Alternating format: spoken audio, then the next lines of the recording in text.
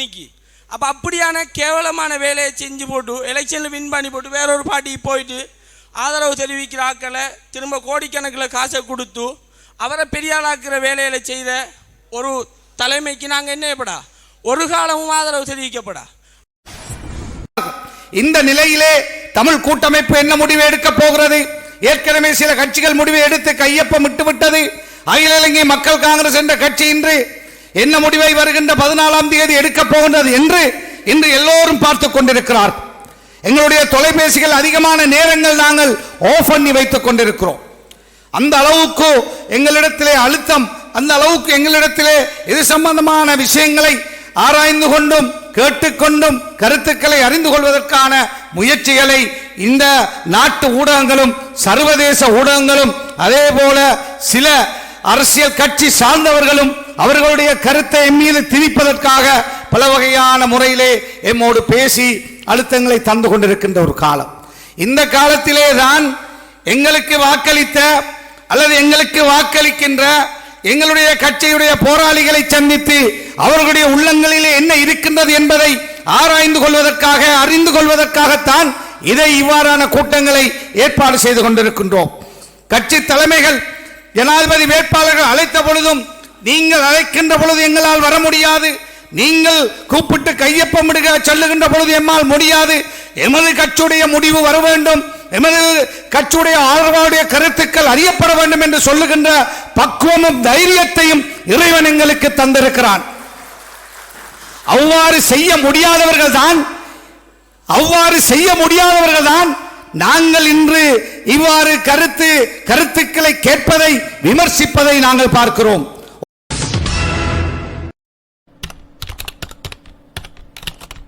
அகில இலங்கை மக்கள் காங்கிரசினுடைய தலைமையும் அதன் உச்சபீட உறுப்பினர்களும் மக்களுடைய ஆதரவை அறிய வேண்டும் என்கின்ற அவாவோடு இவ்வாறான நிகழ்வினை மாவட்டம் ரீதியாக ஏற்பாடு செய்து திறன்பட செய்திருக்கின்ற எங்களுடைய தலைமைக்கும் எங்களுடைய உயர்பிடத்துக்கும் வாழ்த்துக்களையும் நன்றிகளையும் தெரிவிப்பதோடு எங்களுடைய சமூகத்திடம் ஒரு வழக்கமான பழக்கம் இருக்கின்றது. கடந்த காலங்களிலே எங்களுடைய ஆட்சி முறைமைகளை பார்த்தால் எம் சமூகத்துக்கு தீங்கு செய்த அரசியல்வாதிகளை அந்த நேரம் தீங்கு செய்கின்ற நேரம் விமர்சித்துவிட்டு பின்னர் ஒரு சில நல்ல விடயங்களை செய்யும் போது அவர்களுக்கு ஆதரவளிப்பது. உதாரணமாக ரணில் விக்ரமசிங்கே என்கின்றவர் நல்லாட்சி அரசாங்கத்திலே எங்களுடைய முஸ்லிம்களுக்கு செய்த அநியாயங்களை நாங்கள் யாரும் மறந்துவிட முடியாது. அதன் அடிப்படையிலே பெட்ரோல் போலினும் கேஸ் போலினையும் அவர் எங்களுக்கு நிவர்த்தி செய்து தந்தார் என்பதற்காக நாங்கள் அவரை இன்று ஆதரிக்க முன்வருகின்றோம். விஷம் வைத்தவர் அவர்தான் என்பதை மறந்துவிடாமல் கடைசி நேரத்தில் தேன் வைத்ததுக்காக ஆதரவளிக்க முடியாது என்பதையும் சொல்லி எங்களுடைய தலைமையும் உச்சபூடமும் இன்ஷா அல்லாஹ் 14ஆம் தேதி சஜித் பிரேமதாஸ் அவர்களை ஆதரிக்க வேண்டும் என்று கேட்டு இந்த வாய்ப்புக்கு நன்றி கூறி விடைபெறுகிறேன். என் பேர் கியாஸ், நாட்டாள சென்னையிலேருந்து வந்திருக்கேன். தலைவர்கிட்ட ஒரு சின்ன கேள்வி ஒன்று கேட்கணும். இந்த நாடு ஒரு 2 வருஷத்துக்கு முதல்ல இருந்த நிலப்பாடு பங்குரத்தில் இருந்துச்சு. அது நம்முடைய அறகலை என்று சொல்லி இந்த கோத்தாப்பாயை விரட்டுற கட்டத்துக்கு நம்முடைய பங்களாதேஷில் நடந்த விஷயம் நம்முடைய நாட்டில் நடந்துச்சு.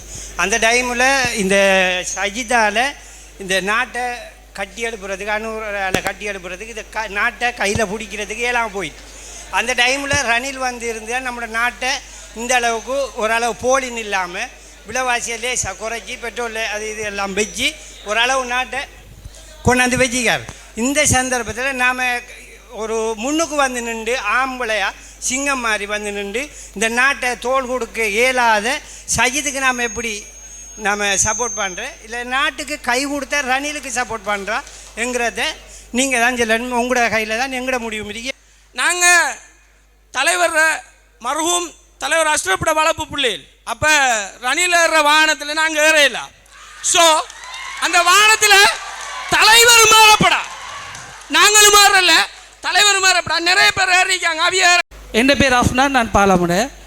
எல்லாரும் போய் சொல்கிறாங்க என்னட்டு சொன்னால் தலைவர் சொல்ல அனுர ரணில் சஜித்ன்னு சொல்கிறாங்க. கடைசியாக தலைவர் தீர்மானத்துக்கு நாங்கள் கட்டுப்பாடுறோம்னு சொல்கிறாங்க. அப்போ இப்படி கட்டுப்பாடணும் மட்டும் சொன்னால் இந்த மீட்டிங் வச்சுக்க தேவையில்லை. முதல் மக்களுக்கு தெளிவுபடுத்தணும். ரணில்ண்டா யார்? ரணில் இவ்வளோ காலமும் மக்களால் புறக்கணிக்கப்பட்டவர். ஒரு ஜனாதிபதி தேர்தலையும் கேட்டு தோத்தால். அப்போ என்ன காரணம்? பெரும்பான்மையாக இருந்த மக்களே ஒரு புறக்கணிக்கப்படக்குள்ள இந்த டைமில் அவரை எப்படி நம்ம தேர்ந்தெடுக்கிற என்ன கருத்து என்னன்னு சொன்னால் இப்போ நான் வந்து சொல்ல என்ன சொன்னால் சஜித்துக்கு தான் வாக்களிக்கணும். வேறு சொன்னால் நான் வந்து ஒரு டிசிஷன் சஜித்தண்டா யாருன்றதை நாங்கள் வந்து மைண்ட் பண்ணி வச்சுக்கிறோம். நாங்கள் எங்களது அபிப்பிராயத்தை ஜனநாயக ரீதியாக தெரிவிக்கலாம் என்று சொன்னபடியினால் அவரவர் விருப்பப்படி எதையும் அவரவர் விரும்பினதை கூறலாம். ஆனால் என்னை பொறுத்தவரையில் நான் ஒரு விடயத்தை முன்வைக்கின்றேன். இந்த ஜனாதிபதி தேர்தலில் எங்களுடைய தனிப்பட்ட சுய விருப்புகளுக்கு அப்பால், தனிப்பட்ட தங்களது தேவைகளுக்கு அப்பால் சமூகம் ரீதியாக சிந்திக்க வேண்டுமாக இருந்தால் சஜித் பிரேமதாசவை ஆதரிக்க வேண்டும் என்பது எனது கருத்தாகும் என்பதை தெரிவித்துக் கொள்கின்றேன்.